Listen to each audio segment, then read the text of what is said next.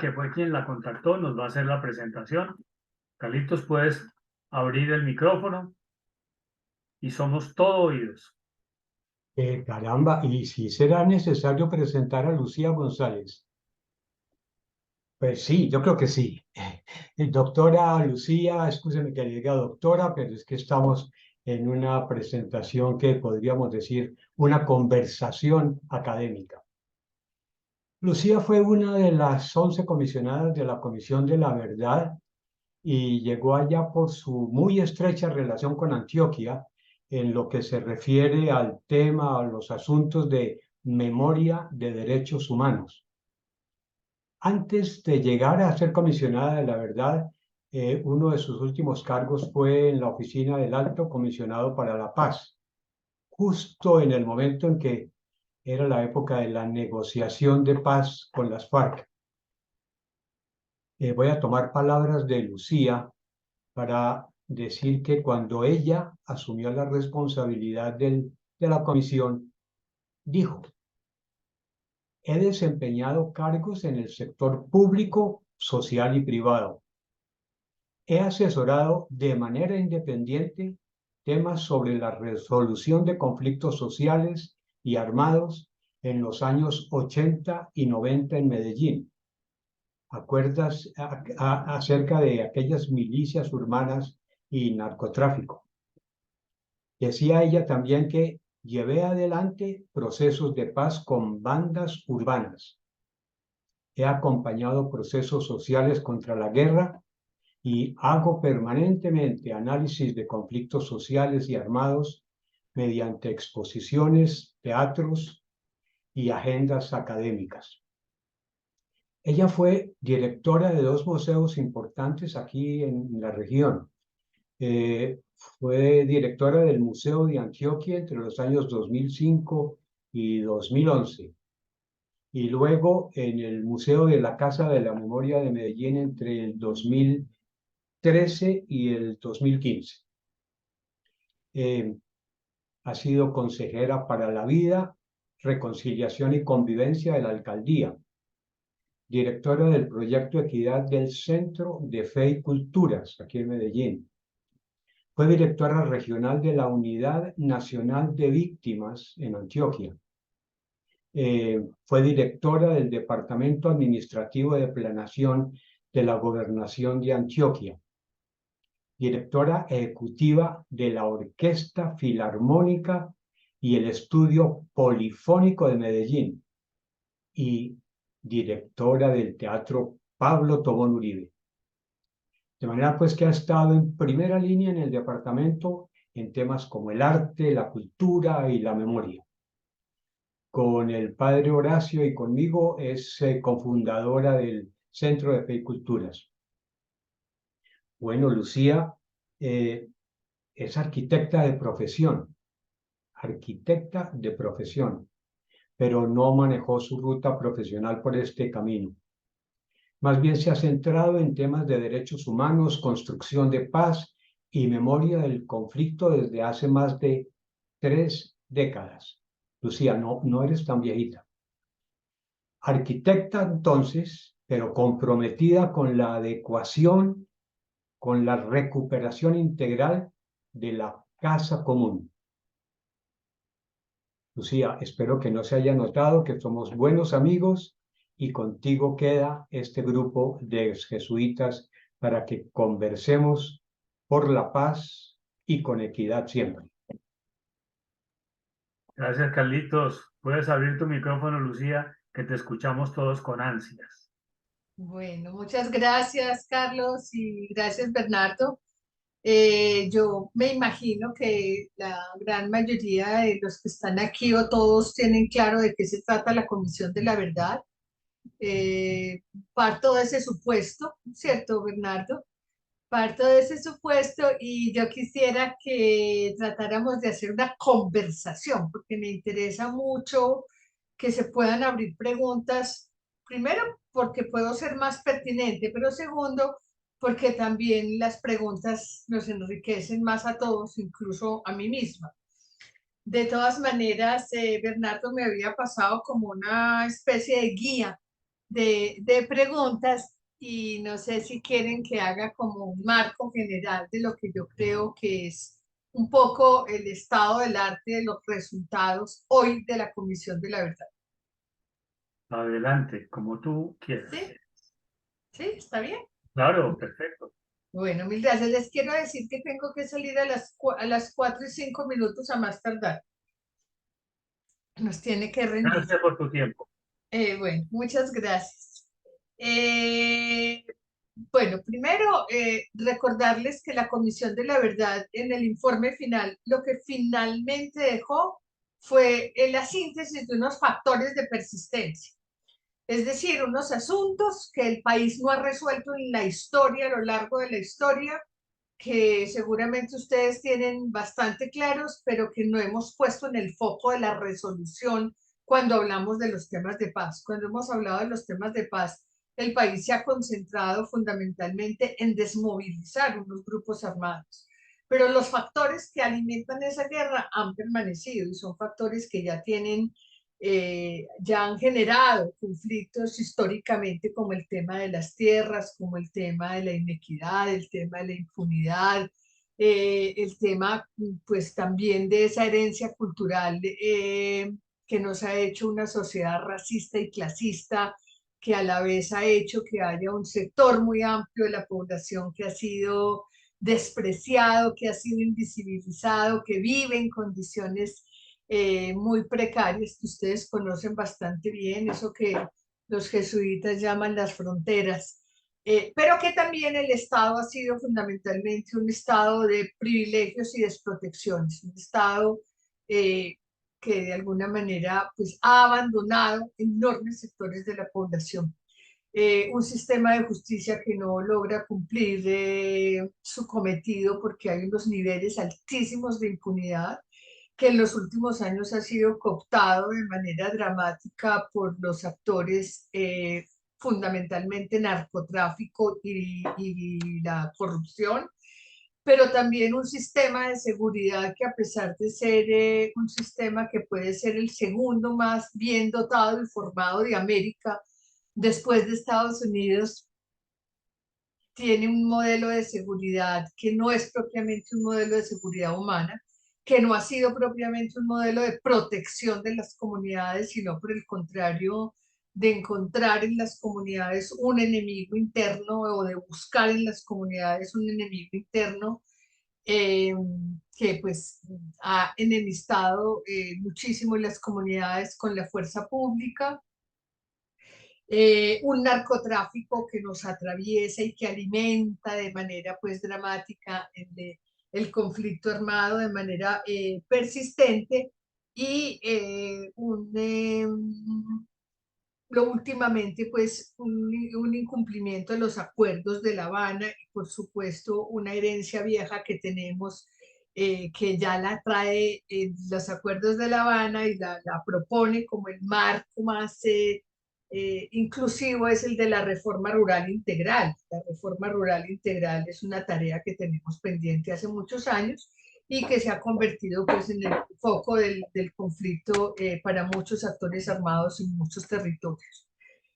En ese sentido, entonces, la Comisión de la Verdad hace unas recomendaciones que buscan resolver fundamentalmente esos asuntos, poner en la agenda política, poner en la agenda pública, pero también en la agenda ciudadana la solución de estos problemas,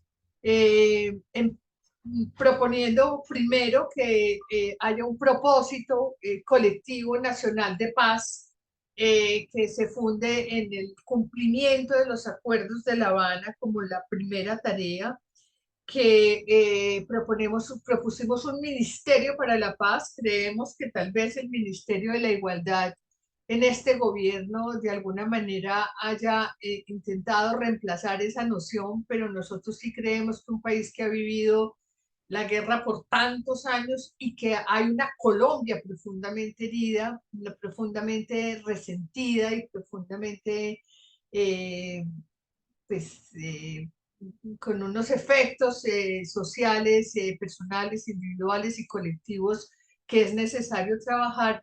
tener un ministerio de paz le podría dar un lugar muy relevante a la paz y convertirse en un proyecto de todo un gobierno y no de un pedazo del gobierno. Ese no parece que haya sido pues propiamente un asunto que se quiera cumplir, por lo menos por ahora. Necesitamos un modelo de seguridad humana y no un modelo de seguridad que siga en el modo guerra, que es un poco lo que hemos estado buscando enemigos en la población en vez de buscar protecciones y generar confianzas. Me acordé en este momento que el general Naranjo dijo que él se había pasado toda la vida tratando de ganar la guerra en vez de parar la guerra. Que cuando leyó aparte del informe final, como que cayó en cuenta de eso. Hacer una reforma a la justicia muy profunda, una reforma que permita fundamentalmente acercar la justicia al ciudadano, acercar la justicia a los territorios. La justicia está lejos de muchos territorios. Una justicia que se centre en los análisis de macrocriminalidad para que podamos desenredar los entramados, porque hemos venido haciendo juicios y condenas individuales que no terminan de explicarnos las razones de la conflictividad, de la delincuencia, del conflicto armado. Una revisión de la justicia penal militar, una revisión del sistema de la fuerza pública, empezando por volver la policía a las instancias civiles y transformar la doctrina militar, que es una doctrina de guerra heredada pues, de la guerra de Corea, de Vietnam, de la Escuela de las Américas, por una doctrina más actualizada que recupere la confianza en la comunidad. Necesitamos entender que la paz es una paz, tiene que ser una paz territorial, no es decir, dejar de pensar que la paz se construye solamente en los acuerdos con los grupos armados y que se construye desde Bogotá, sino cómo la paz se convierte en un propósito colectivo en los territorios y nace y se alienta desde abajo, especialmente en la equidad. Y la equidad sigue siendo pues un factor de persistencia del conflicto armado que alimenta el ingreso de jóvenes a la guerra y lo seguimos viendo. Proponemos parar la guerra contra el narcotráfico. La guerra contra el narcotráfico no ha producido sino más violencia. Esa guerra se ha convertido en el estímulo a otras guerras, se suma a otras guerras.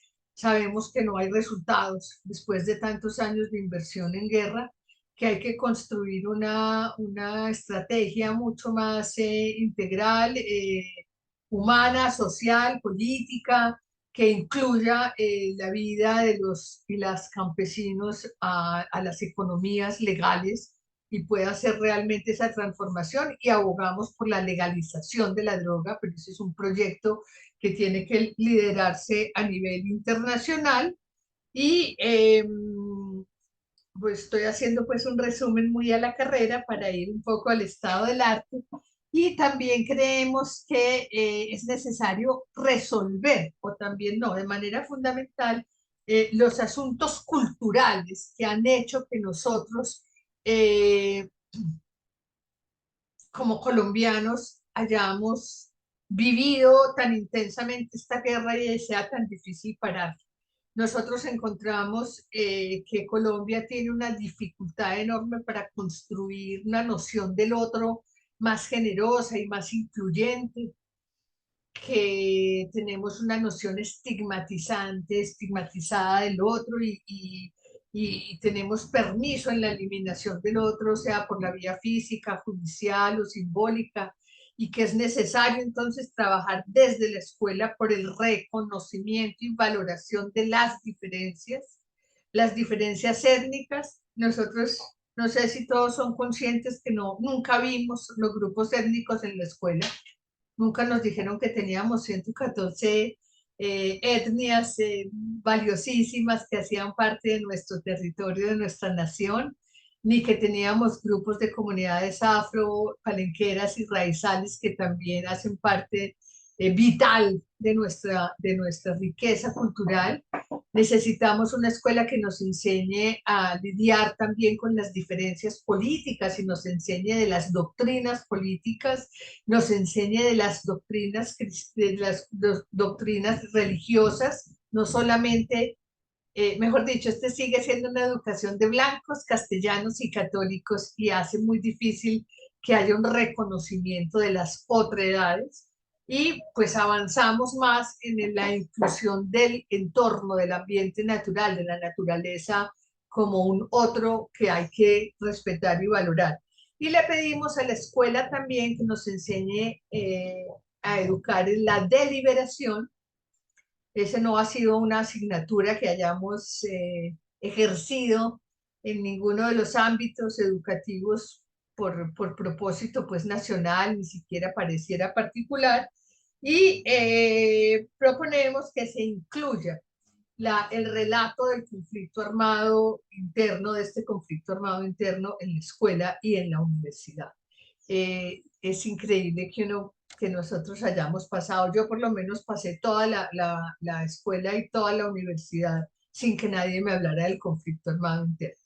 Y es imposible que haya una sensibilidad y un compromiso frente a la resolución de los ambientes que producen ese conflicto y lo alientan, y una democracia fuerte cuando no somos conscientes de las circunstancias políticas que construye la guerra tan violentas y las privaciones económicas y las incidencias culturales que produce la guerra.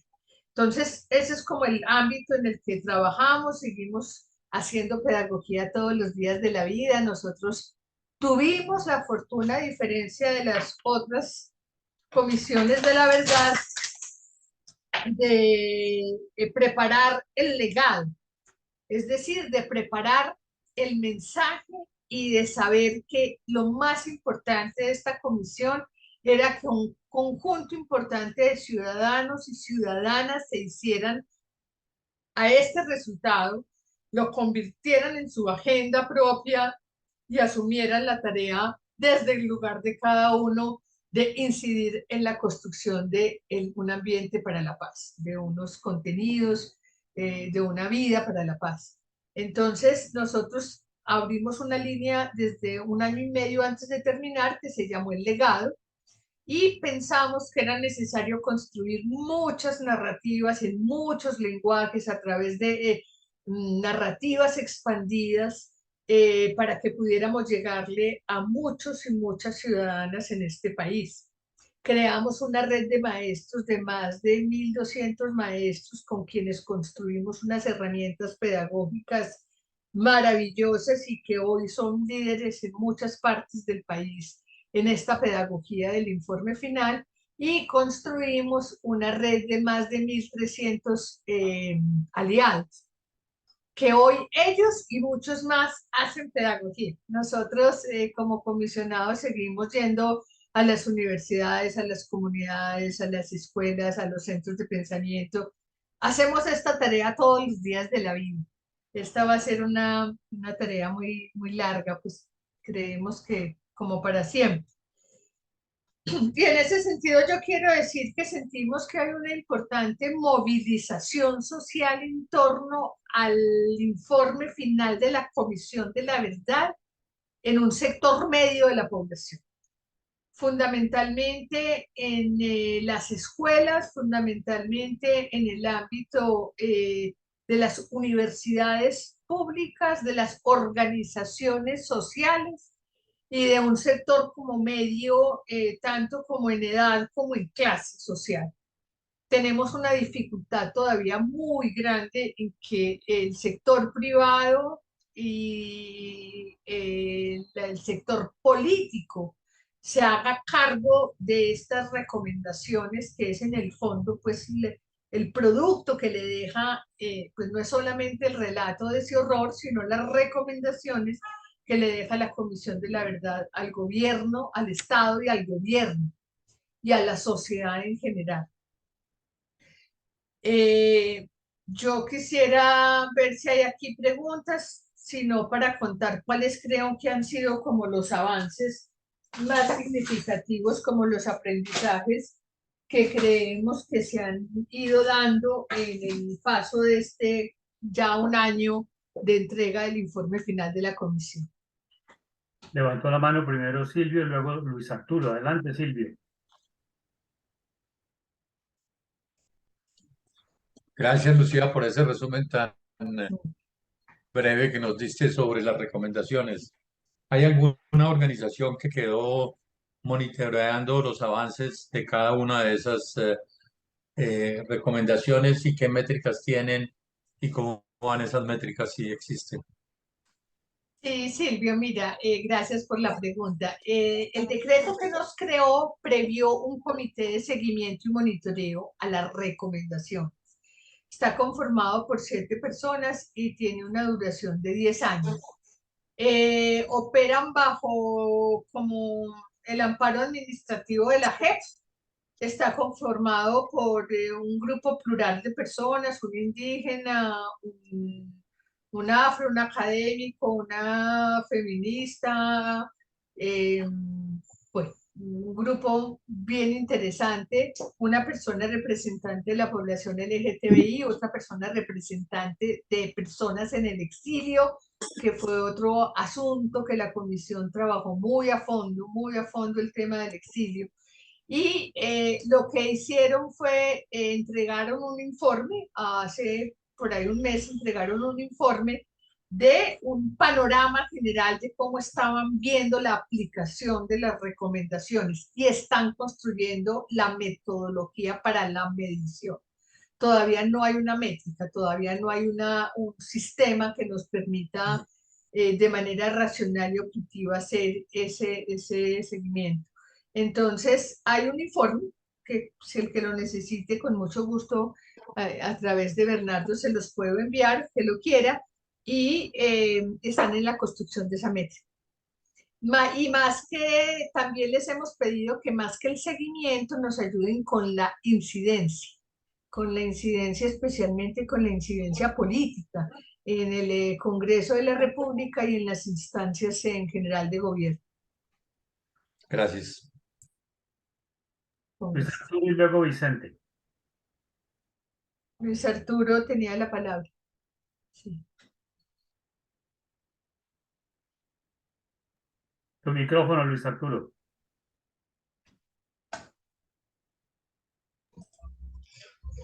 ¿Listo? Primero que todo, muchas gracias por hacernos ese resumen tan acertado y sobre todo porque nos da la confianza de estar con alguien que desde dentro de lo que se ha trabajado por la verdad en Colombia, con tantas dificultades, nos está hablando. Es decir, una autoridad de primera mano y me siento muy agradecido por eso.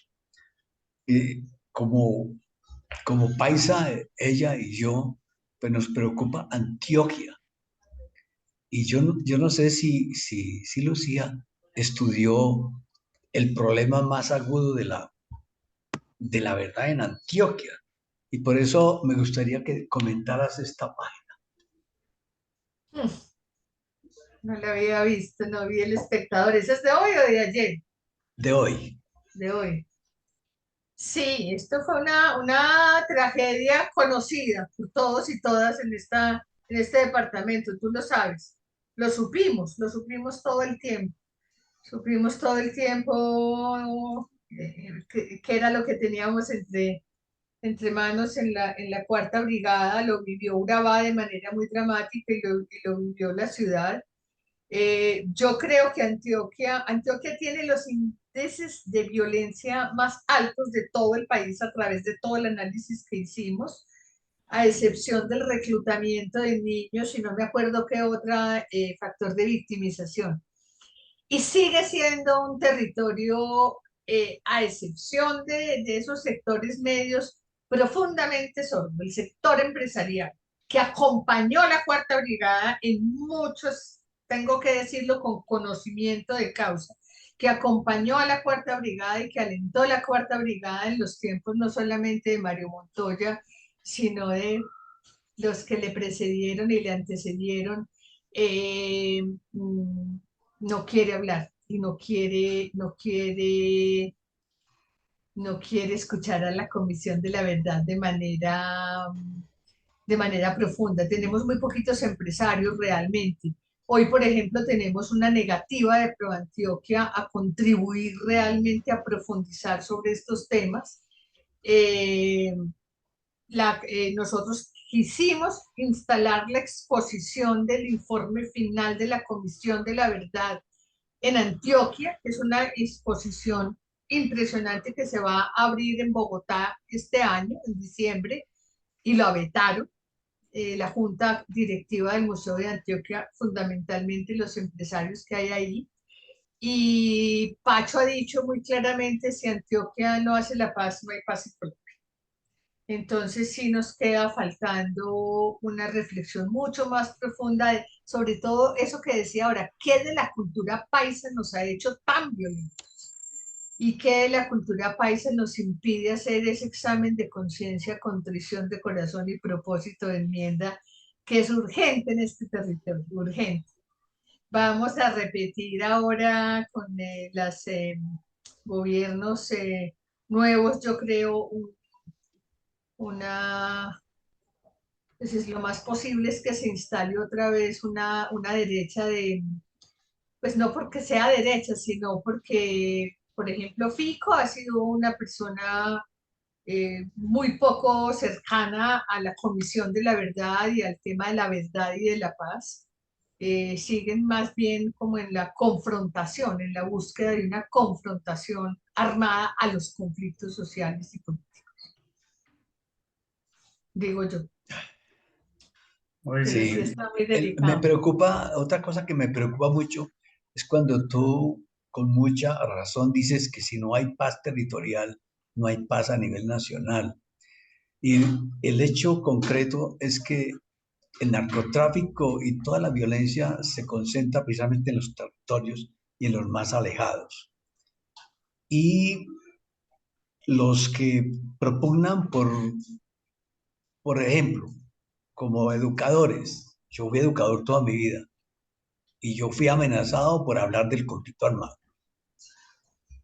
Y en los territorios, los maestros que se atrevan a ventilar estas cosas, pues los amenazan o los matan. Sí. Entonces, es un círculo vicioso en el cual si los educadores no pueden hablar, ¿quién más puede hablar? Tal vez la iglesia, La pero ni a la iglesia. iglesia, ni a la iglesia la respetan en los territorios si se atreve a, medio escarbar un poquitico en sus territorios quiénes han sido los factores de violencia. Y aunque todos conocemos los factores de violencia en Colombia, necesariamente cargamos miedo. Son ustedes muy valientes y yo los felicito porque todo el que se atreva está arriesgando. Yo por experiencia lo digo. Hay compañeros míos que fueron sacrificados Claro, por seguir esa corriente. claro. Yo creo que uno de los grandes avances que empieza a tener la Comisión de la Verdad como parte del sistema se traduce en lo que empieza a aparecer en la JEP y es también ver los responsables más arriba, porque también nos hemos quedado en los responsables en los ejércitos, pero no en los determinadores ni en los financiadores, y esa es una tarea muy larga que todavía tiene Colombia por hacer. Y yo creo que la JEP va a lograr ir un poco más arriba. Y no se trata de que se enjuicie o se castigue a la gente, sino que encontremos las verdaderas lugares donde es necesario hacer las transformaciones. El mismo general Montoya dijo en algún momento, creo que fue el general Montoya, que los falsos positivos los hacían unos niños ignorantes, eh, en un desprecio, por supuesto, por esas poblaciones y que era pues la ignorancia, pero encontrar dónde se ancla, dónde se instala en la sociedad esas determinaciones que muchas veces, como lo sabemos, ni siquiera son explícitas, sino que están instaladas en el relato que desprecia, en el relato que elimina, en el relato que anula al otro a través de múltiples medios hasta el punto de que anularlo físicamente está casi que permitido. Entonces yo creo que es muy importante, fíjate que ahí empiezan a aparecer no solamente políticos, sino también los altos militares y seguramente van a aparecer empresarios, cuando quienes están abajo sientan que ya no pueden más con las culpas solos y que es necesario desanudar ese entramado. Es que ese entramado es muy complejo y arriba hay todavía un entramado muy difícil de desatar, que es el que va a seguir produciendo la guerra si no lo desatamos y si no lo develamos. Y ese es pues muy peligroso, pero muy importante que suceda. Yo espero que Iván Velázquez, por ejemplo, hoy resista lo que va a tener que pasar en la fuerza pública, porque todos queremos una fuerza pública legítima, todos queremos una fuerza pública defensora de derechos humanos, todos queremos una fuerza pública eficiente. A nosotros nos acusaron todo el tiempo de ser enemigos de la fuerza pública, no. Nosotros vimos unas comunidades que no creen en la fuerza pública, que no confían en la fuerza pública, entonces por eso los conflictos se resuelven a través de terceros o por mano propia. Necesitamos una fuerza pública que genere toda la confianza para que la ley y el orden se vuelvan a instalar en la mentalidad social, que se ha perdido precisamente por eso, porque si quien imparte la ley no la cumple, es muy difícil reclamarla, pero también que demuestren con sus acciones que son confiables. Ahí hay una tarea larga todavía porque es una tarea cultural. Gracias, Lucía. Adelante, Vicente, y seguimos con tu charla. Lucía, muchas gracias por Hola, Vicente. por tu presentación, por tu historia de vida y por darnos esta oportunidad de conversar sobre un tema tan definitivo, ¿no? Yo te tengo una pregunta, pero textualizo un poquito. ¿Alguien ha distinguido entre la violencia activa, la violencia visible, por decirlo así, la violencia estructural? Yo creo que vamos así, de lo más visible a lo más profundo, que es lo cultural, y ustedes pues tienen lógicamente tres partes también, por llamarlo, resumiendo, los grandes testimonios en los hallazgos y las Se te recomendaciones. cierra el micrófono a veces, Vicente, y te perdimos ahí un par de cositas. Ya, digo que ustedes plantean los grandes los testimonios enormes y múltiples, los hallazgos y las recomendaciones. Entre los hallazgos está el factor cultural. Y quería preguntarte entonces, ¿cómo llegaron ustedes a los hallazgos? ¿O cómo, digamos, logran los hallazgos o los expresan partiendo pues de todo el testimonio, de toda la realidad? Y concretamente, de los factores culturales de, bueno, pues tantos aspectos de la cultura, pero sobre todo la discriminación, eh, eh, el racismo, el clasismo y toda esta parte discriminatoria. ¿Cómo llegan ustedes a ver o a mostrar que ese hallazgo es uno de los fundamentales en el problema del conflicto y su persistencia? Gracias, Vicente, por la pregunta. Mira, yo les explico un poco la metodología que me parece que vale la pena. Nosotros partimos de una escucha profunda y honesta, que es muy difícil, porque disponerse a escuchar lo que el otro dice, tú sabes que no es fácil, ¿no? Normalmente oímos lo que queremos. Y esa preparación para escuchar realmente fue una tarea en la que nos comprometimos moralmente, ¿cierto? Pues éticamente era una escucha profunda. Con una ayuda muy importante y es con las transcripciones. Esas transcripciones las pudimos meter en un sistema de información, y ese sistema de información también nos ayudó a hacer lecturas más objetivas, en el sentido de que uno le podía preguntar al sistema, por ejemplo, constantes. Yo me acuerdo que yo en algún momento le pregunté al sistema cuántas veces aparece la expresión abandono del Estado. Y era impresionante el número. Yo no me acuerdo en este momento, pero era impresionante el número. Entonces ahí teníamos un refuerzo y una ayuda muy grande para ir haciendo análisis. Era un método inductivo, fue un método inductivo, es decir, no partíamos de ningún presupuesto. Hicimos una serie de encuentros en las comunidades y de entrevistas. Los encuentros era para construir con las comunidades y sectores como los maestros, los sindicalistas, los empresarios, los de derechos humanos. Hicimos mapas de contexto de la violencia, no más que mapas de contexto, líneas de tiempo. Hicimos un análisis y nos dieron unos patrones, es decir, como unos asuntos que se estaban repitiendo constantemente. A esos patrones les hicimos unos análisis de contexto. ¿Qué es lo que hace posible que eso suceda? ¿Qué es lo que hace que estas cosas se repitan aquí y allá de manera más o menos sistemática? Y a esos contextos empezamos a jalar y a encontrar los factores de persistencia. Y en los factores de persistencia encontramos que había primero, una especial afectación a los grupos más vulnerables de la población. Por supuesto, aquí los eliminados, los despojados, los afectados en su cuerpo y en sus bienes y en su honra y en todo, han sido fundamentalmente los sectores más populares, los más pobres, campesinos, indígenas, afro.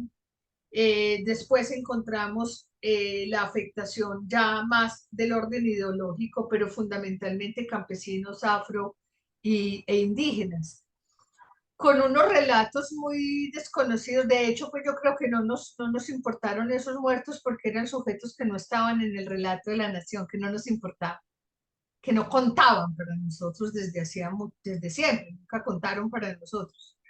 Los fueron eliminando y no nos dimos cuenta. Y porque el análisis, en la minería de datos que hace uno también en el sistema, en la Big Data, encuentra siempre esa expresión de la exclusión, del racismo, del clasismo, también del patriarcado. Aparece en menor grado, pero de manera muy significativa, lo que nosotros llamamos el adultocentrismo, es decir, como ese abandono de los niños. Los niños están muy abandonados en los sectores populares, en el campo especialmente, y en las comunidades étnicas están profundamente abandonadas. Entonces, por eso hay una posibilidad de vincularlos a la guerra tan fácil. Entonces, cuando nosotros encontramos esa constante, la constante de abandono del Estado, que eso nos produce, nos da un análisis también muy interesante. Ahí hay una disputa pues de los académicos, que no es abandono del Estado, que es Estado con despliegue desigual, en todos los términos. Pero cuando la gente lo nombra con un sentimiento, con un dolor, como un abandono del padre, como yo no cuento para el Estado, yo no cuento para el gobierno. Y en ese sentido también hay un desapego a la ley y al Estado, ¿no? Hay una cosa ahí que, como uno no cuenta, pues hay una cierta facilidad para suplir ese lugar del Estado y ese lugar de la ley por ese vacío que hay ahí, por ese vacío de la norma de la ley de quien te ampara y quien te acoja. Entonces eso quedó consignado como factores de persistencia del conflicto armado en el ámbito cultural, y ese desapego a la ley que es muy colombiano, ¿no? Y que también ha facilitado entonces el tránsito de la ilegalidad, porque también hay muchos sectores de la población que no acceden a los derechos y que no se sienten parte de ese Estado social de derecho, y encuentran el cumplimiento de sus derechos más fácil por la vía de la ilegalidad. Si el Estado no copa los territorios, sino los copa seriamente y no solamente con fuerza pública, sino con educación, salud y justicia. Es muy importante la justicia, sobre todo la justicia. Aquí hubo un momento en que había más justicia local y más justicia cotidiana. Yo espero que con la jurisdicción agraria que nosotros recomendamos y que se confirmó ya en el Congreso de la República, se avance en el acercamiento de unos instrumentos de justicia para los campesinos que resuelven sus problemas de tierra como pueden. O no lo resuelven y tenemos 8 millones de hectáreas despojadas.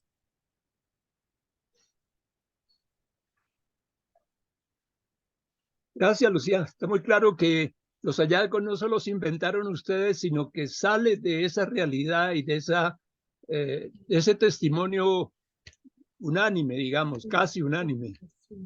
Hicimos Sí. también consulta de recomendaciones porque hicimos muchos encuentros de no repetición que fueron muy bonitos porque ayudaron a poner la discusión ya no en el conflicto, sino en lo que hay que hacer. Y aparecieron muchas recomendaciones, 10.000 recomendaciones, que agregamos, pues sistematizamos, agregamos y validamos con esto que nos dio. Y en general cumplen, pero esas recomendaciones agregadas igual están en la transmedia digital para que cualquiera las analice en el momento en que le parezca que son convenientes, que son pertinentes. Muy bien, adelante, pues. ¿Quién tiene la palabra? Tú, Lucía. Pregunta. Bueno, yo quisiera decir 3 cositas en las que creo que hemos avanzado como nación a partir del ejercicio del sistema integral, no solamente de la comisión, de la JEP y también de la unidad de búsqueda de personas dadas por desaparecidas, y es el tema de la justicia restaurativa. La justicia restaurativa, yo espero que haya llegado para quedarse, porque nos pone en otro lugar muy valioso de la nación, porque nos permite la reconciliación, nos permite reconocer que hay ciudadanos y ciudadanas que tienen la posibilidad de sanar sus heridas en el encuentro con la verdad, en el encuentro con los responsables, que hay castigos que se pueden concertar entre las víctimas y los responsables para que esos castigos tengan sentido, para que esas penas tengan sentido, hagan sentido también en la vida de las víctimas, pero también me parece que es muy hermoso y muy cristiano, lo diría yo con todas mis palabras, la posibilidad de redención de los responsables. Es decir, aquí un conjunto muy importante de los responsables han demostrado que se arrepienten, que en otras condiciones no hubiera sido lo que fueron, que eso sí es clarísimo y eso le ayuda a uno no a justificar, sino a comprender por qué lanzamos tantos hombres y mujeres a la guerra. Y entonces, esa justicia restaurativa, primero, también hace una pedagogía. Fíjense que los encuentros que hizo la Comisión de la Verdad entre víctimas y responsables, no solamente se procuró que fueran entre ellos, muchos fueron privados, pero también se procuró que fueran públicos para que sirvan de un acto pedagógico a la sociedad, en el sentido de enseñar que es posible la verdad, encarar la verdad, asumir la responsabilidad, reconciliarse y, si es posible, el perdón. Todos sabemos que el perdón es un acto superior que no se le obliga a nadie, pero fue muy bonito encontrar que eso sí es posible y que realmente las víctimas más víctimas están más dispuestas a perdonar y a reconciliarse que muchos de nosotros que no hemos sido víctimas. También porque ellas van reconociendo que el odio, como lo dicen ellas, hay una frase impresionante que dice, el odio es un veneno que uno se toma para que el otro se muera. El daño que les hace el daño que les hace el odio, y En los diálogos que nosotros tuvimos entre víctimas y responsables también es el reconocimiento de la fragilidad y de las condiciones del otro, que eso pone a la víctima también en otro lugar. Yo les cuento que, por ejemplo, la conversación entre las madres de Soacha y los militares y los reclutadores fue una cosa impresionante. Eso es la humanidad en su máxima expresión. Y fue muy largo el proceso, pero fue muy hermoso ver ellas cómo lograron, a partir de agotar sus preguntas con esos responsables, sanarse, ponerse en otro lugar. Hay una cosa que es muy importante para las víctimas y es que se les reconozca que sus hijos, sus deudos, sus seres queridos no tenían la culpa, no fueron responsables de eso, ¿no? Pero también fue muy hermoso ver a esos hombres militares que eran tan, pues que estaban tan engrandecidos en la fuerza pública, que la fuerza pública los amparó tanto en ocultarlo de los falsos positivos, les tenía abogados. Trabajamos fundamentalmente con los que estaban ya condenados, porque esos fueron los que decidieron hablar. Ellos tenían un amparo muy grande de abogados de la fuerza pública reafirmando que no reconocieran, verlos reconocer y sentir que ahí también hay un ser humano, que hay un ser humano que ojalá se pueda redimir. Eso le ayudaría enormemente a esta sociedad. Y hay una cosa linda que está pasando también, es que en las escuelas se está trabajando en la justicia escolar restaurativa, que es otra noción, que no es la sentencia al otro, la condena al otro, sino como el ejercicio del diálogo profundo para comprender y para restaurarse. Eso yo diría pues que es una de las cosas más importantes que están sucediendo. Lo segundo es que yo creo que están apareciendo muchas verdades. Sin ese ejercicio de la Comisión de la Verdad no hubieran aparecido.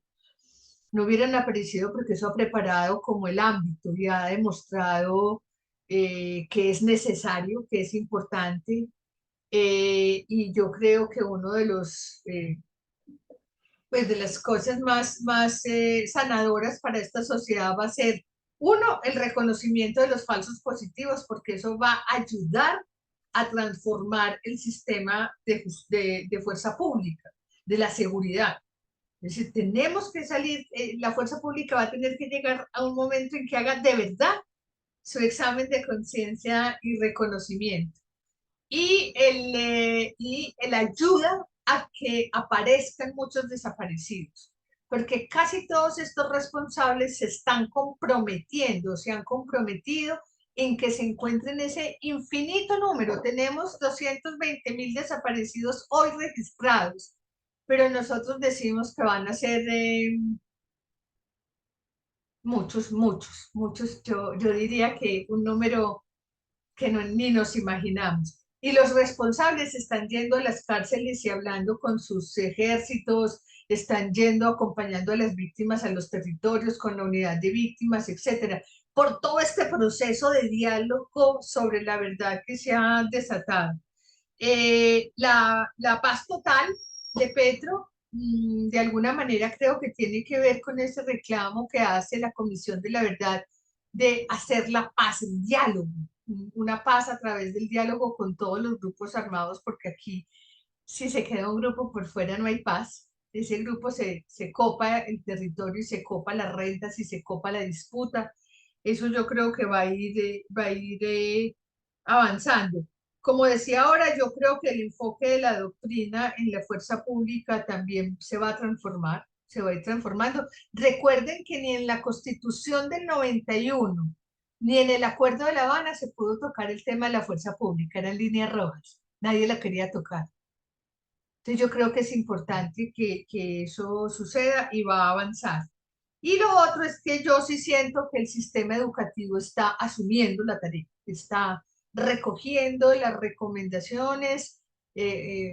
Yo pues sería más categórica y metería ya en el currículum pues unas transformaciones sustanciales, pero se ve la movilización de los maestros y del mismo Ministerio de Cultura y de Educación, de Cultura también. El Ministerio de Cultura ha abierto un montón de líneas de cultura para la paz que son importantes.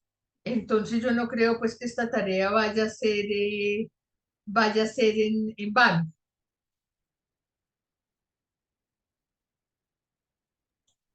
Muy bien.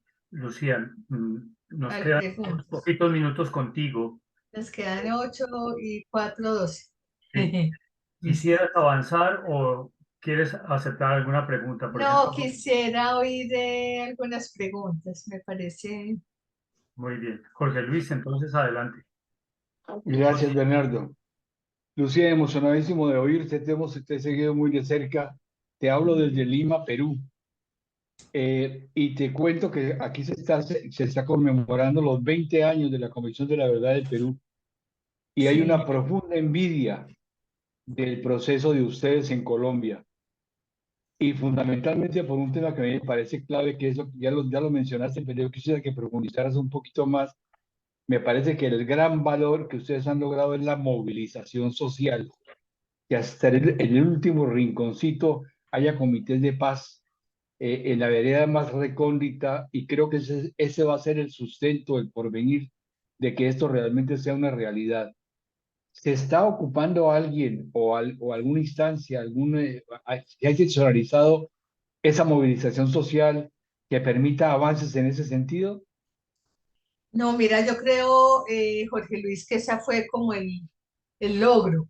Y es que nosotros dejamos construidas muchos elementos y muchas herramientas. Si tú entras a esa Transmedia, encuentras películas, obras de teatro, libros con dibujos animados, talleres para los jóvenes, talleres para las mujeres, metodologías de reconciliación, etcétera. Como decía al principio, creamos una red no, pues formamos y animamos y alentamos como a 1.500 aliados, que son universidades, organizaciones sociales, grupos juveniles, etcétera. Entonces, eso sale por todos lados. Yo creo que lo mejor fue como soltarlo. Como esto no es del padre Pacho y sus muchachos, no es un problema del gobierno, no es de nadie, es de ustedes. Y haga lo que quiera, edite, reedite, como sin celos, porque yo me acuerdo que en el proceso de paz de Santos se demoró mucho rato en soltar como el acuerdo de hacer pedagogía porque les daba mucho miedo. Yo hoy, por ejemplo, encuentro obritas de teatro, festivales de música, de la verdad, eh, todos los días yo acojo uno de cada 4 invitaciones y así todos los comisionados y los territoriales. Yo estuve la semana pasada en Cincelejo, voy para Tunja la semana entrante. Bueno, entonces yo creo que la gracia fue haber dejado todos esos dispositivos y haberles dicho, háganlo, que el problema ya es de ustedes. Esto es un asunto de la sociedad. Y también dijimos muy claramente, no es solo un asunto del Estado, que en la mayoría de las comisiones de la verdad, como decía al principio, primero se pensó en la pedagogía cuando se entregó el informe final, cuando ya para qué. Y segundo, quedó como si fuera un asunto de gobierno o de Estado. Esto es un asunto de la sociedad. Gracias. Gracias. Dale, Reinaldo. Gracias, Quería decir, Lucía. bueno, dale, Reinaldo, ¿cómo estás? Gracias, Lucía. Definitivamente es un informe compacto de ideas y de fronteras que hay que enfrentarse si alguna paz se va a alcanzar. Mi pregunta es una pregunta de reflexión, más que directa. Es indudable que cualquier país que tenga una situación similar a esta tiene que enfrentarse a todos los protagonistas de los que hayan causado la violencia. Pero ciertamente que hay protagonistas que han tenido mucha más actividad en ser los causantes de esa violencia que otros. Y muchos de ellos han sido grupos que tienen control de la economía o control de la política o control institucional. En toda la estrategia que tú has hablado, ¿hay algún grupo específico del cual anticipan la mayor resistencia en siquiera comenzar dentro de su grupo o institución o organización este tipo de reflexión, acción para poder hacer cambios que vayan hacia lograr esa paz? Porque estoy seguro de que debe haber unos más que otros, y si hay alguno especial en que puedas decirnos cuál sería la estrategia que están pensando que podría ser efectiva, así como la que nos has explicado a nivel popular y a nivel de la educación. Sí, mira, estamos justamente pues como en esa tarea como propósito de los comisionados, por eso digo que esto es como una tarea vitalicia, como propósito de los comisionados insistir en los sectores más reacios. El más reacio de todos, el más difícil es la fuerza pública, por razones obvias. La fuerza pública, pues si no fue capaz de reconocer los falsos positivos, que había tantas evidencias, pues mucho más difícil que reconozca las otras victimizaciones, que tiene un porcentaje muy importante de participación en esas victimizaciones y que tiene también una fragilidad porque tiene el narcotráfico capturó la fuerza pública de una manera muy dramática y uno tendría que decir, pues, es casi inevitable, ¿cierto? Es que tanto dinero para ejércitos tan mal pagados, pero bueno, la fuerza pública se va a demorar. El sector privado nos dio mucho trabajo y yo podría decir que el aporte fue casi nulo. Nosotros no podíamos nombrar, esto no era una entidad judicial. Hay comisiones de la verdad que tienen cierta capacidad judicial. Nosotros no teníamos ninguna. El propósito nuestro fue político y ético. Y no podíamos nombrar sino aquellas empresas que ya tuvieran sentencias. Y aún así fuimos donde esos actores esos actores privados que ya tienen sentencias, que hay evidencias, y les dijimos, mire, es una oportunidad histórica de pedir perdón, de reconocer que se equivocaron, que en el marco de una guerra es muy fácil equivocarse. Aprovechen este momento histórico. No lo logramos. Y trabajamos desde el apoyo, por ejemplo, con las embajadas para las multinacionales, que hubiera sido maravilloso que hubieran reconocido su papel en el conflicto armado, porque fueron financiadoras y determinadoras de muchas cosas en este país, pero no lo logramos. Muy poquitas reconocimientos del sector privado, ni siquiera, como te digo, de esos que ya tenían sentencias. El sector político, pues tuvimos la presencia de todos los presidentes vivos que hicieron reconocimientos, pero no suficientemente contundentes, a excepción del presidente Uribe, que no reconoce, por supuesto, ninguna responsabilidad en el conflicto armado. Santos dijo sí. Los falsos positivos sucedieron cuando yo era ministro y los pudimos haber parado y no los paramos y no les pusimos atención, y Samper reconoció algunas otras cosas, pero el sector político también le falta una reflexión muy profunda, porque nosotros creemos que en el corazón de esta violencia histórica también está, y sobre todo, la violencia política. Aquí se han eliminado demasiados sectores políticos, no solamente la UP, partidos de derecha, de izquierda, de centro han sido eliminados en la disputa, y las armas siguen estando en la disputa política. Y por supuesto no hablamos con los grandes capos, los narcotraficantes no aparecieron, esos no aparecen, y esos están todavía en una nube que no reconocemos.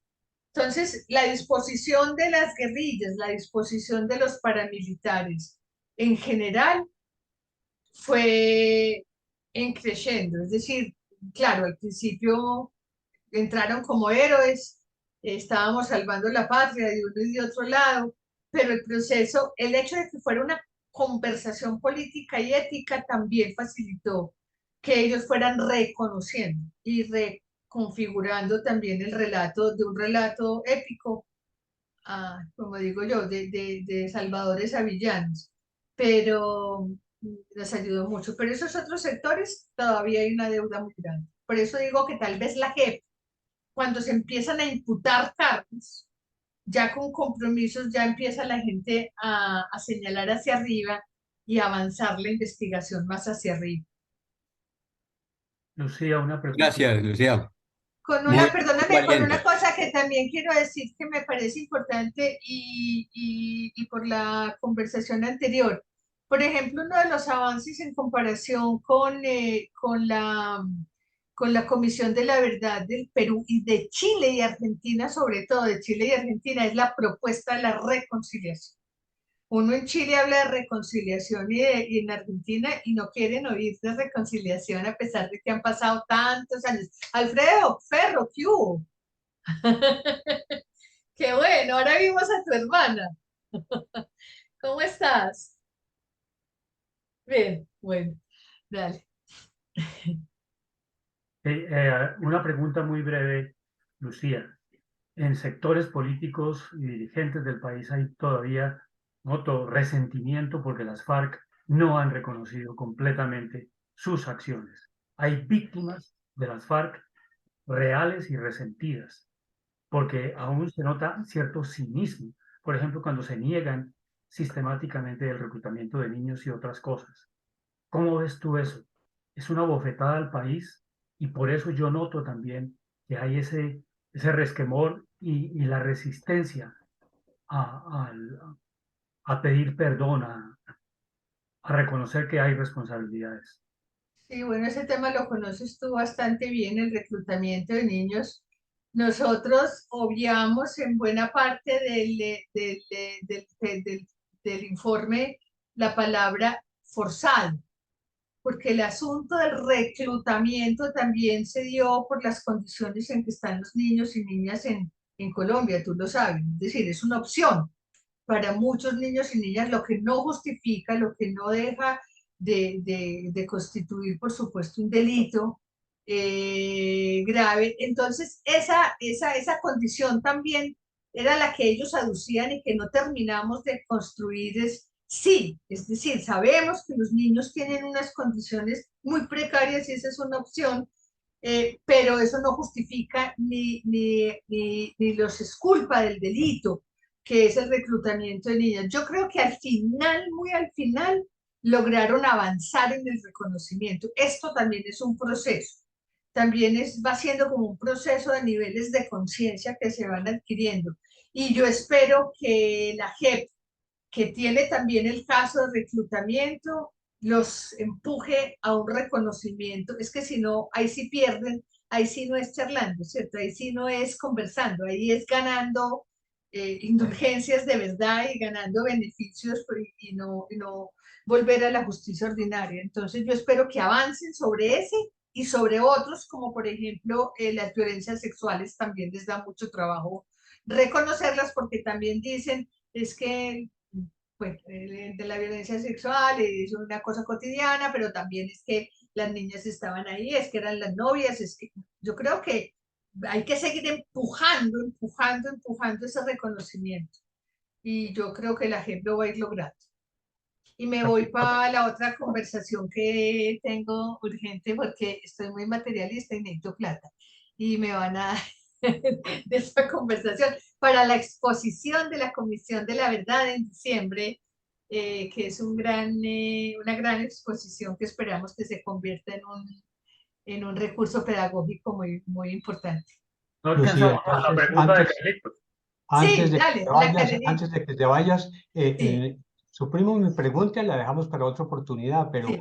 quiero decirte que agradecemos el esfuerzo que has hecho para poner en tu agenda esta hora con nosotros y admiramos esa actitud positiva, abierta, clara, sincera, decidida para que vuelva a reinar la paz en Colombia. Muchas gracias, Lucía. Yo es Un que aplauso espero de que me todos. abran un espacio entre los jesuitas algún día.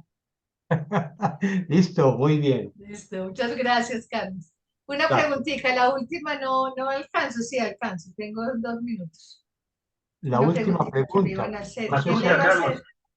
Bueno, yo quería preguntar, Lucía, para una respuesta breve, ¿la Iglesia Católica qué papel ha asumido en este proceso post cierre pues de la Comisión de la Verdad? ¿Ha sido positivo, efectivo, neutro? ¿Cómo ha sido de la Iglesia Católica? No los veo, No los ves. no los veo. En las activaciones, en los ejercicios, en las convocatorias, no los veo, realmente.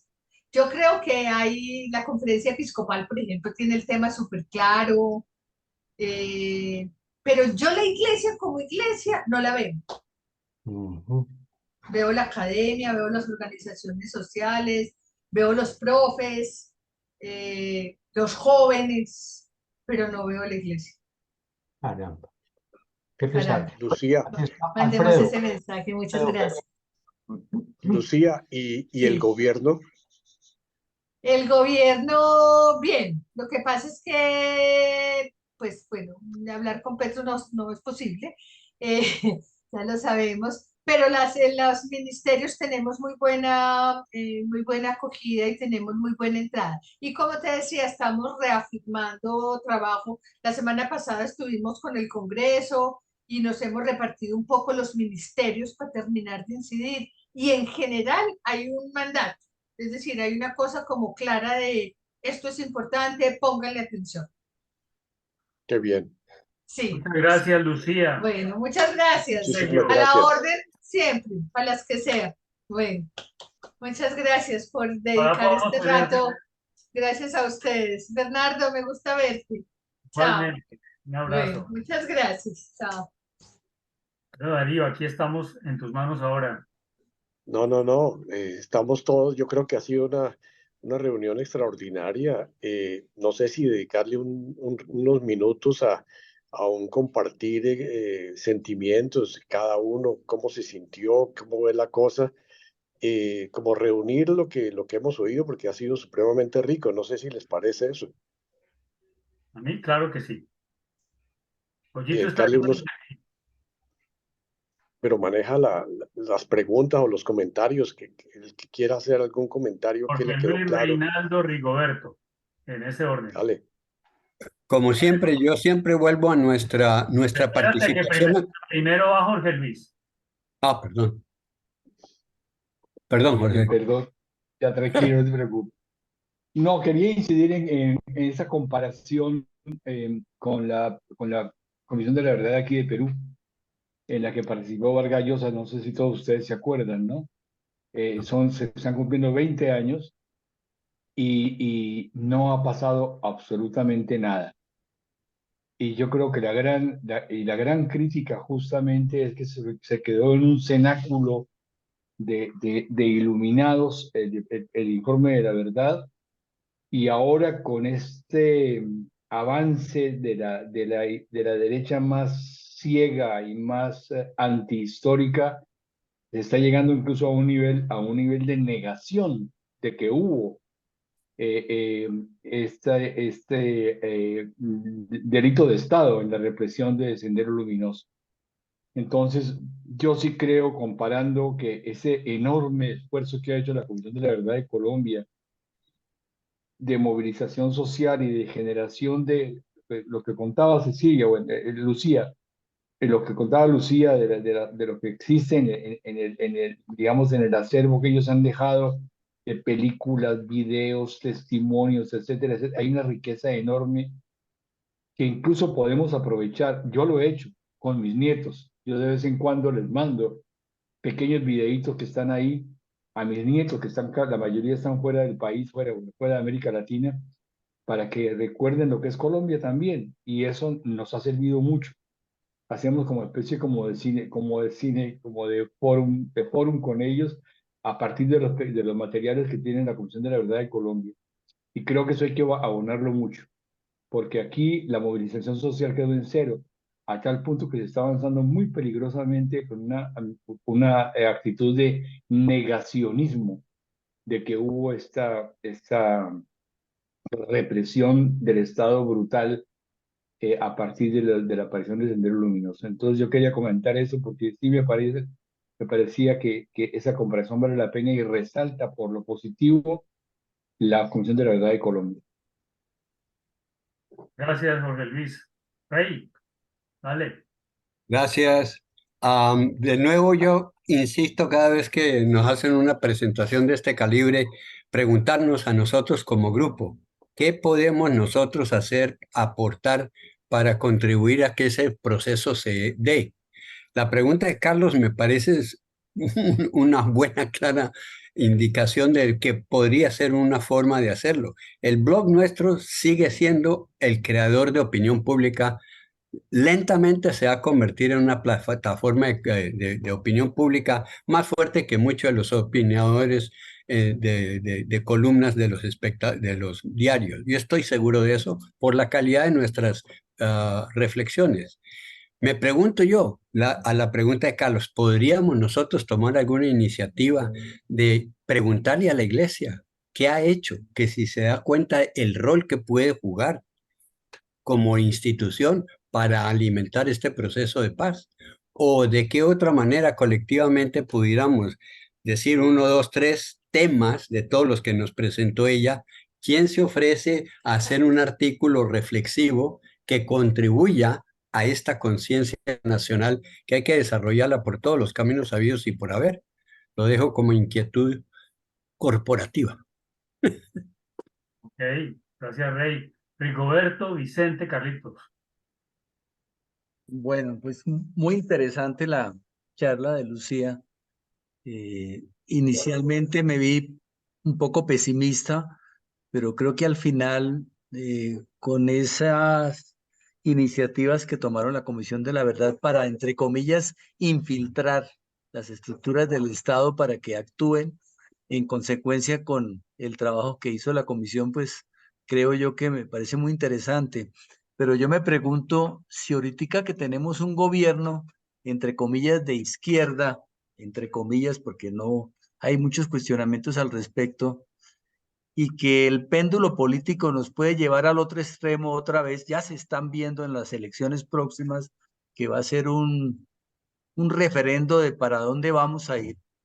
¿Qué tanto podrá avanzar el gobierno de Petro antes de que de pronto el péndulo tire para el otro lado y volvamos otra vez a tapar y a negar lo que están hablando algunas personas del negacionismo de nuestro conflicto político y se pierda este impulso? No lo sé, tengo esa pregunta. Mil gracias. Ok, mira, tengo aquí, Nicola, Vicente, Carlos, Gabriel, Darío. Siguiendo con la inquietud de Jorge Luis, me parece muy interesante la comparación de esta Comisión de la Verdad con las 3 o 4 comisiones de investigación y de todo lo demás que hubo en el país desde hace muchos años. Yo creo que es muy valiosa no solo comparando con las de Chile o Perú, sino con las mismas que hubo acá. Y me parece que lo interesante es lo que dijo: esto no es de la comisión, esto es de la sociedad, esto es de ustedes. Láncense a actuar. A mí me gustó que no fue la charla tanto sobre la Comisión de la Verdad ni el informe de la verdad, sino lo que encontraron y lo que vieron y recomiendan, ¿no? De manera que vale la pena resaltar la metodología y los resultados y el sentido de esta Comisión de la Verdad. Gracias, gracias, Vicente. Carlos. Gracias, Bernardo. Me pego un poquito a la pregunta, a la inquietud de Rigoberto, metiéndonos en política un poquito. Si en este momento estamos en un periodo de gobierno que podría decirse que es izquierdista o que es de izquierda, y este gobierno no ha, y toda esta institucionalidad no ha recogido todas las recomendaciones de la Comisión de la Verdad, soy muy pesimista de que un gobierno, un cambio, una nueva orientación política hacia un poco más conservadora, más de derecha, más de preocupación por otros temas, abandone un poco más los resultados o las inquietudes o las propuestas de la comisión. Entonces, adicionalmente, pensaría que la izquierda está muy poco interesada en que la paz realmente se dé y se logre en Colombia. Pues Petro lo ha propuesto con la paz total, pero no hay como un consenso general en el país, en la nación, en la sociedad, en el Estado, para que se dé realmente un apoyo grande a este plan de paz. Es como mi reflexión alrededor de la política de la izquierda y de la modificación que podrá haber en las próximas elecciones. Gracias. Gracias, Carlitos. Gabriel. Muy amables. Excelente la exposición, a mí me dejó impactado y realmente yo me uno mucho a lo que dije Reinaldo. ¿Por qué no buscamos algún mecanismo para apoyar a que esto se pueda salir adelante, a que nosotros podamos, que el gobierno actual lo apoye y los que vienen? Pero ¿qué podemos nosotros aportar? Porque es que si todos no metemos un poquito la mano para aportar y para ayudar a que eso, no se van a conseguir las cosas, y creo que va por muy buen camino lo que se puede hacer y que puede haber muchas opciones positivas de lo que se puede hacer. Entonces tratemos de buscar qué mecanismos habría para hacerlo. Yo lo dejo como inquietud, pero me parece que hay que seguir adelante. Gracias. Gracias a ti, Gabriel. Darío. Gracias, Bernardo. A mí me impactó muchísimo la presentación de Lucía por dos razones. La primera, la pregunta de Luis Arturo me pareció espectacular, y el hecho de que ella está diciendo que la responsabilidad, el reconocimiento de lo que pasó está llegando a los niveles más altos, por lo menos de los militares, no así de los empresarios, no así de los políticos. Eso es impactante. Para mí eso, es decir, para mí se revela lo que en el fondo ha tratado de revelar la Comisión de la Verdad, de que aquí los que nos creíamos, entre comillas, los buenos, no éramos tan buenos. Es decir, que todos somos culpables de lo que ha pasado en Colombia, y de que desafortunadamente muchos poderosos, muchos empresarios poderosos, y habló abiertamente de Antioquia, y no digo que sean los únicos, pero el hecho de que eso se mantenga y haya sido tan duro, eso me impactó tremendamente. Ahora, que la Comisión de la Verdad hizo un trabajo espectacular de dejar todo amarrado para que esto siga y con la JEP vaya siguiendo, eso me parece un triunfo espectacular. Yo veo con mucho optimismo lo que ha pasado. Evidentemente hay las limitaciones, pero creo que hicieron un trabajo fuera de cualquier norma y de cualquier otro parámetro espectacular. Me gustó muchísimo la presentación. Gracias, Carlos Alberto, por haberla sugerido. Y yo creo que somos unos afortunados de tener esta posibilidad con nosotros. Gracias, Bernardo. Gracias a ti, Darío. Silvio.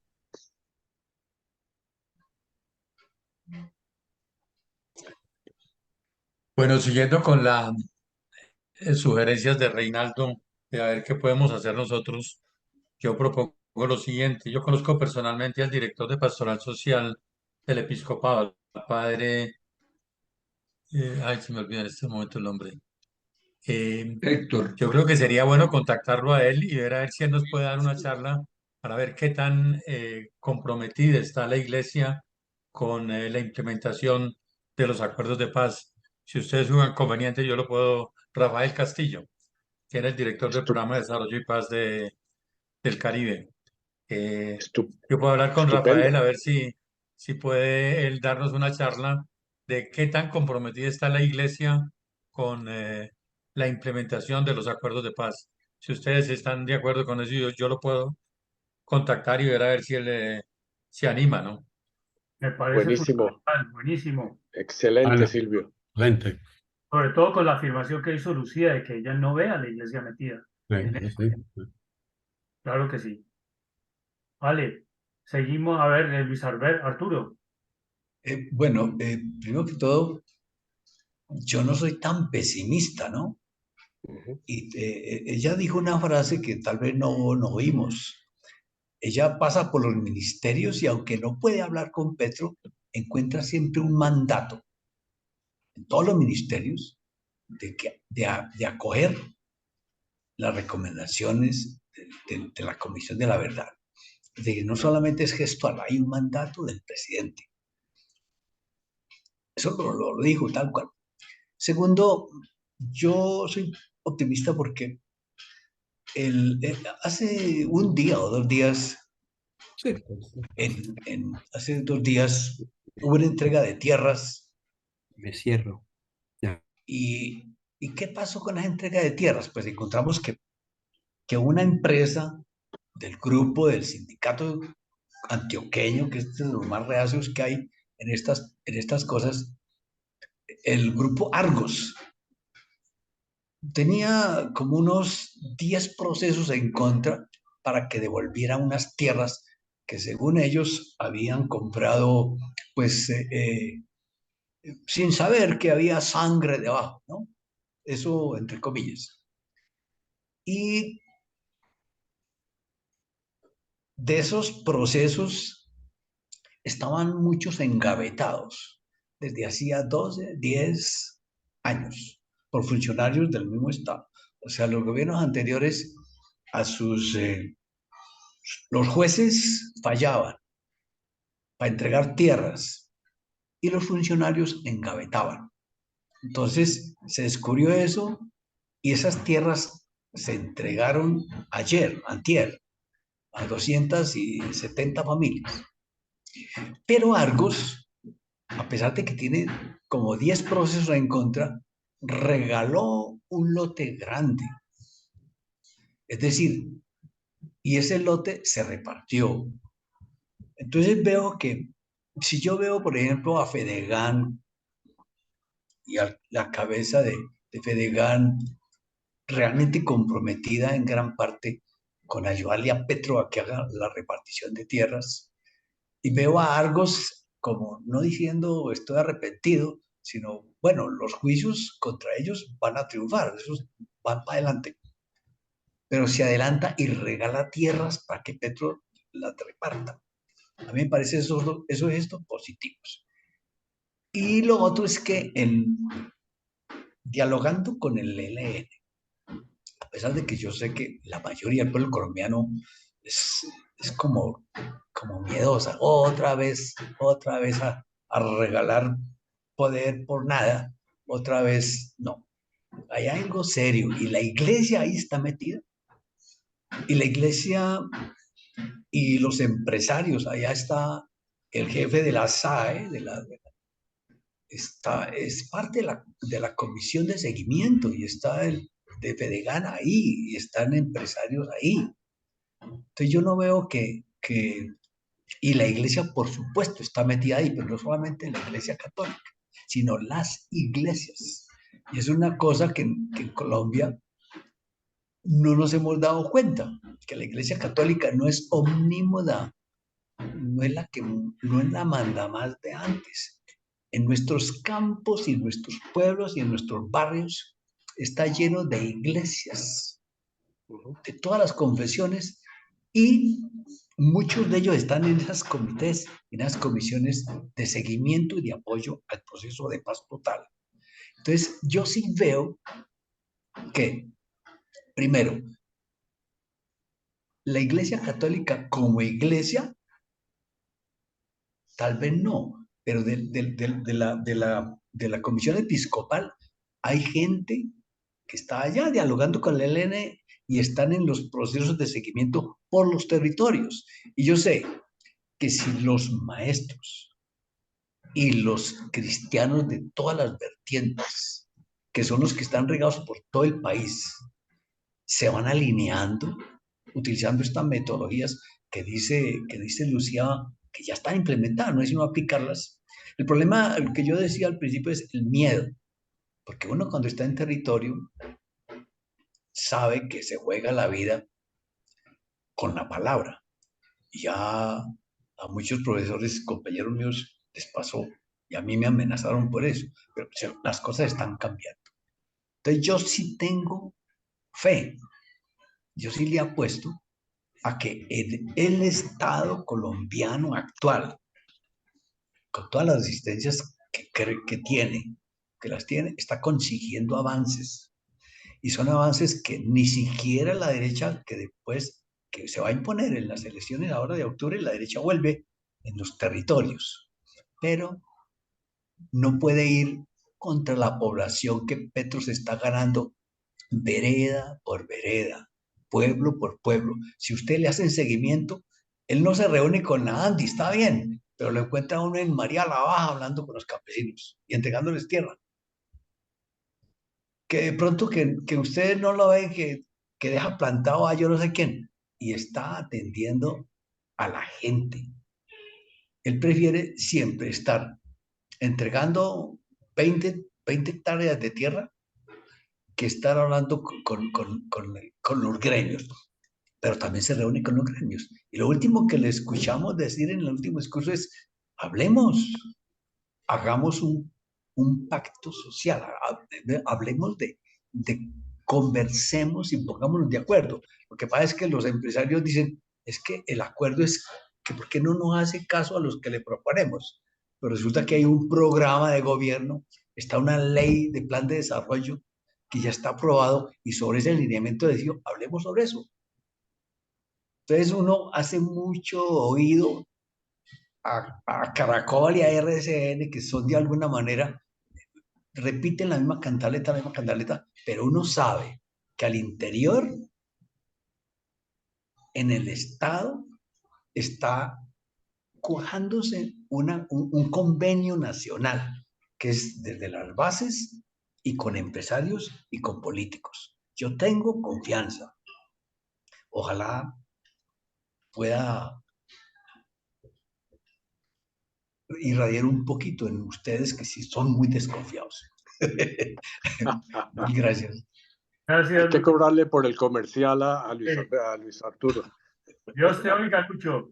Carlito Posada. Y luego... Me parece muy interesante la posición de Luis Arturo, optimista, positivo. Bueno, hay que abrir caminos, hay que echar para adelante y hay que mirar las cosas con mente abierta. Gracias, Luis Arturo. Y es de pensar porque tú estás desde el punto de vista de los territorios, desde el punto de vista de la realidad, desde el punto de vista de tu orientación hacia el gobierno de Petro, viendo cosas quizás diferentes a las que nosotros vemos. Muy interesante y muchas gracias. Quisiera decir dos cositas. La primera, Alfredo, tu hermanita y Jaime están en el Irotama y les quitaron el internet porque están haciendo un arreglo, entonces me pidieron el favor de que los disculpara y que les diera un saludo muy especial a todos. Y por otro lado, pues estamos aquí celebrando en Medellín el traslado definitivo de Jorge Augusto Salazar para Medellín. Se vino a vivir acá y estará pues acompañándonos en Antioquia y en Medellín en ese liderazgo de nuestro grupo que él siempre ha manejado. Eran las dos cositas que quería comentar. De nuevo, muchas gracias. Y Carlos. Alfredo. Bueno, pues saludarlos a todos. Realmente es una alegría poder estar aquí en este espacio que admiro muchísimo. Desafortunadamente no puedo estar todas las veces que ustedes se encuentran, se reúnen con esa constancia, con esa disciplina increíble.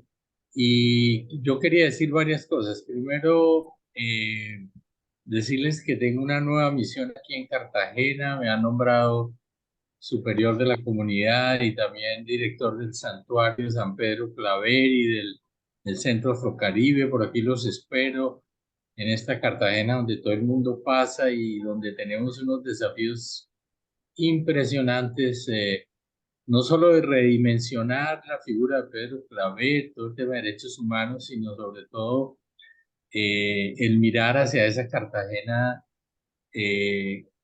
diríamos, de tantos contrastes, ¿no? Donde hay tanta riqueza y tanta pobreza, ciertamente, donde hay comunidades afro en condiciones muy duras, muy difíciles, y en ese sentido, pues nos sentimos muy retados para hacer de este espacio, no solo en el santuario, sino en la figura de Pedro Claverde, una lucha contra todas las esclavitudes, ¿no?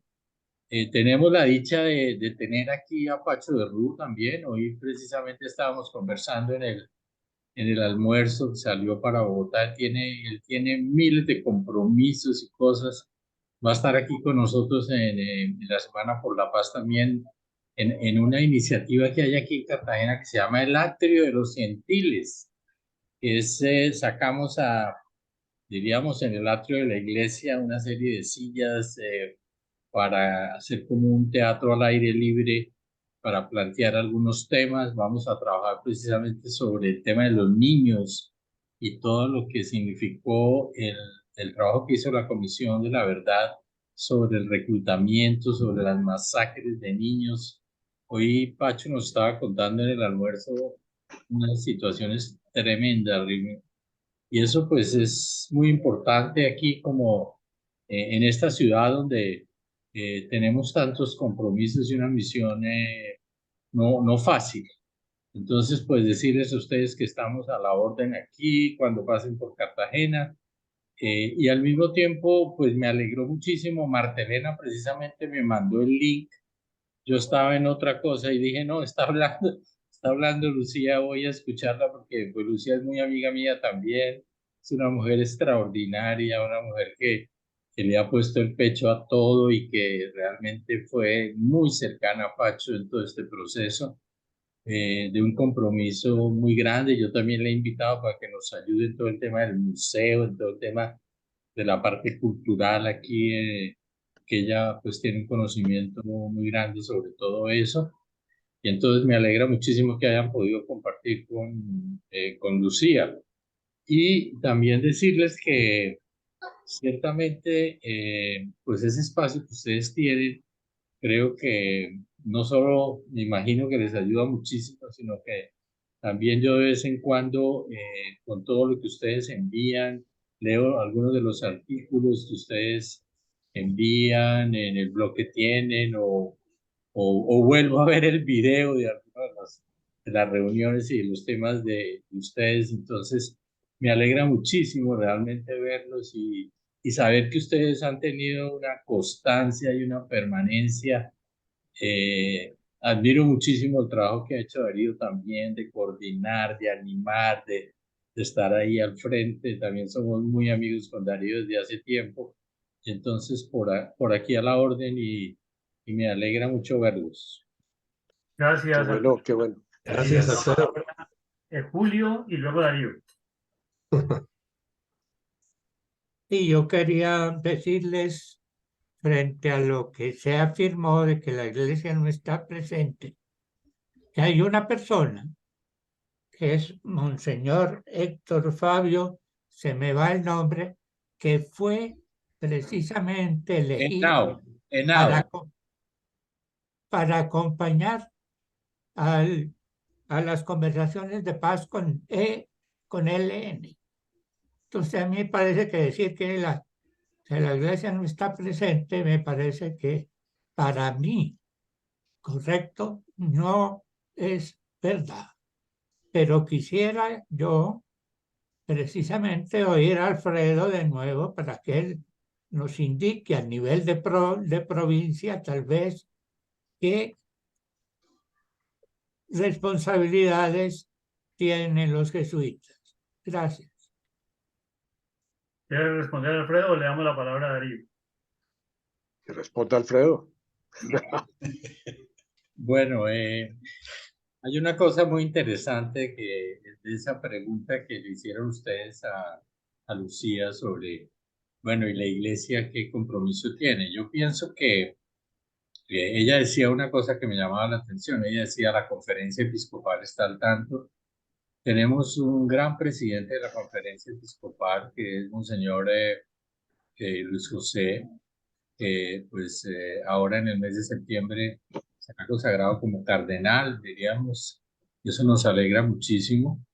Tenemos un secretario, Monseñor Ali, que es gran persona, es un hombre muy abierto, pero al mismo tiempo yo siento que tenemos una conferencia episcopal no muy homogénea, bastante heterogénea en términos de compromiso, diría yo. O sea, tenemos una parte del episcopado que es un poco refractario a a todos estos temas, con dificultad de asumir algunos compromisos, muy pasivos en muchas cosas. O sea, tenemos una gama, diríamos, de obispos. Entonces uno podría decir tal obispo, este o el otro. A mí, por ejemplo, me ha llamado la atención y se los quería comentar que ahora para el sínodo de la sinodalidad, que se va a reunir ahora a final de septiembre y en octubre, hay 3 obispos que fueron elegidos para ir en representación del episcopado colombiano. Y uno es Monseñor Luis José, que llama el nuevo cardenal, y los otros 2 son el obispo de Manizales y el obispo de Medellín, que no son ni muy progresistas, ni muy activos, ni muy dinámicos, por el contrario, diríamos más bien frenados y pues aquí entre nos, porque realmente uno siente que eso refleja un poco quiénes son los representantes de ellos, ¿no? Para ir a un sínodo que es tan importante como el sínodo de la sinodalidad. Entonces yo digo, uno cuando habla de la iglesia, pues la iglesia es mucha gente, ¿no es cierto? Además, uno cuando aterriza un poco a la iglesia, al clero, al pueblo de Dios, pues uno va sintiendo que hay muchos interesados, animados, comprometidos, pero otras personas muy pasivas, diríamos, frente a eso, con muchas también objeciones o críticas a muchas actitudes, por ejemplo, que Pacho mismo ha asumido, ¿no? O sea, y él mismo lo siente, ¿no? Cuando él venía ahora a Cartagena, que fue destinado a Cartagena, y una de las cosas que reflexionábamos es que ciertamente él es motivo de contradicción, porque hay muchos aquí en Cartagena, una élite que no lo quiere mucho, ciertamente, y no sé si está preocupada porque está aquí en Cartagena, pero otras personas de instituciones, de entidades, de ONGs, de sector vida también que pueden estar muy interesados. Tenemos un gran obispo aquí, que es Monseñor Múnera, que estuvo conmigo en el Sínodo de la Amazonía, en el cual compartimos mucho, que fue del obispo de San Vicente del Caguán, que es un hombre muy bueno y creo que se puede hacer algo, pero los jesuitas lo que decían es que hay un clero muy pasivo, ¿no? Y un clero problemático. Yo pienso que muchas de las diócesis también pasa lo mismo. Entonces yo creo que Lucía se refería a eso. O sea, que ella sentía o creía, por lo menos quisiera que la iglesia estuviera mucho más presente, mucho más actuante, mucho más dinámica, mucho más activa en todos los temas álgidos que tenemos en Colombia, ¿no? Y yo siento que sí, que falta mucho compromiso, que falta mucho coraje, que me falta, como dice el Papa Francisco, mucha parresía, que en el fondo es como mucha berraquera, como decimos nosotros en Colombia, ¿no? Para realmente asumir todas las problemáticas, todas las exclusiones, todas las realmente realidades gritantes que tenemos hoy. Entonces sí, es muy difícil porque no es una iglesia homogénea, es una iglesia muy diversa. Entonces cuando dicen la iglesia, pues ¿quién es la iglesia? Pues es un ente muy abstracto que tendríamos que ver en concreto quién, cómo y de qué manera. Eso es un poco lo que yo pienso. Al interior de la compañía yo a veces lo siento también, ¿no? Que no hay compromiso que deberíamos tener.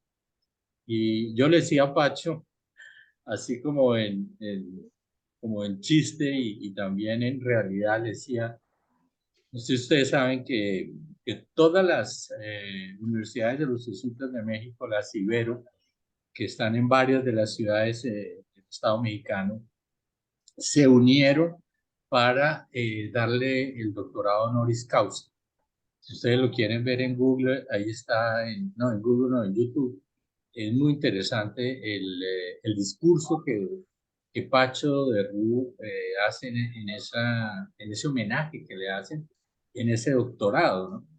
Pero desafortunadamente la Javeriana no lo ha reconocido.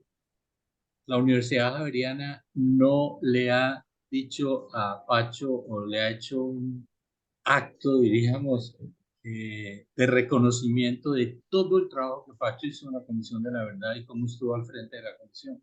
Y yo lo siento profundamente como jesuita, cómo la Javeriana no es capaz de reconocer el trabajo de Pacho. Y sí,